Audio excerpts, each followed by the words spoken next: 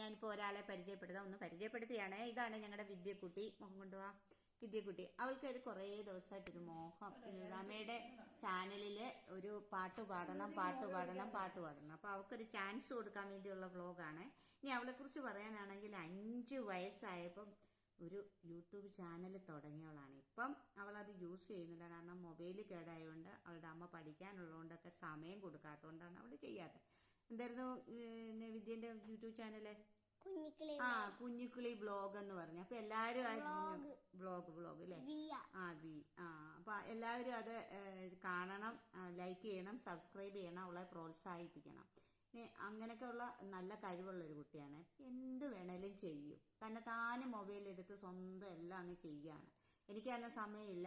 അവൾക്ക് ഞാൻ അങ്ങ് കൊടുത്തിരിക്കുകയാണ്. അവൾ തീപ്പൊരി പ്രകാശനമാണ് ഇവിടെ വന്നിട്ട്. യാദൃച്ഛ്യമായിട്ടാണ് ഇവിടെ വന്നത്. ഇപ്പം ഞങ്ങൾ രണ്ടുകൂടെ അങ്ങ് ചെറുതരാന്നങ്ങ് ഓരോന്ന് ചെയ്യുകയാണ്. എന്ന് വെച്ചാൽ വ്ളോഗ് ചെയ്യുക, ഷോർട്സ് ചെയ്യുക, ഇതൊക്കെയാണ് ഇപ്പം ഞങ്ങളുടെ ജോലി. അവൾ അതിന് ഇൻട്രസ്റ്റും. അപ്പം ഞാൻ അവൾക്ക് അങ്ങ് ചാൻസ് കൊടുത്തിരിക്കുകയാണ്. അപ്പം നമുക്ക് ആ പാട്ടൊന്ന് കേൾക്കാം. അവളുടെ പാടിക്കോ.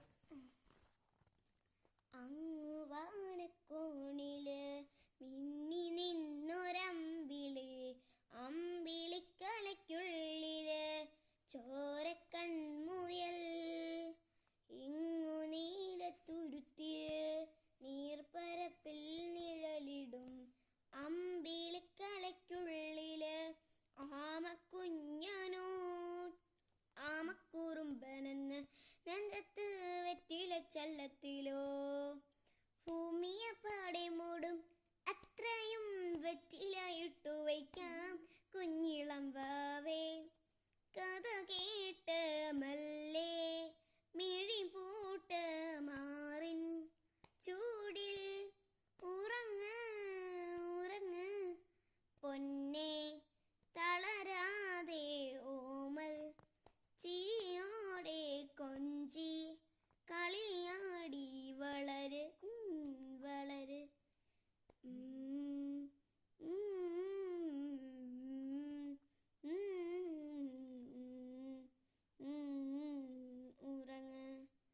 ഉറങ്ങ്. അപ്പോൾ എല്ലാവർക്കും പാട്ട് ഇഷ്ടമായെന്ന് വിചാരിക്കുന്നു. ലൈക്ക് ചെയ്യണം, സബ്സ്ക്രൈബ് ചെയ്യണം. ഇനി കുഞ്ഞുങ്ങളിലേക്ക് എന്തെങ്കിലും പറയാനുണ്ടോ? പറഞ്ഞോ. എപ്പോഴും പ്രോത്സാഹിപ്പിക്കേണ്ടത് തന്നെയല്ല, ലളിതാമ്മേനെ എപ്പോഴും ലൈക്ക്, ഷെയർ എല്ലാം കൊടുക്കുക. ഓക്കെ, അപ്പോൾ പറഞ്ഞു കേട്ടല്ലോ. പിന്നെ വിദ്യേൻ്റെ യൂട്യൂബ് ചാനലും എല്ലാവരും ലൈക്ക് ചെയ്യും, സബ്സ്ക്രൈബ് ചെയ്യണം. ഇനി വീണ്ടും നമുക്ക് കാണാം. അപ്പോൾ ഗുഡ് നൈറ്റ്, ബൈ.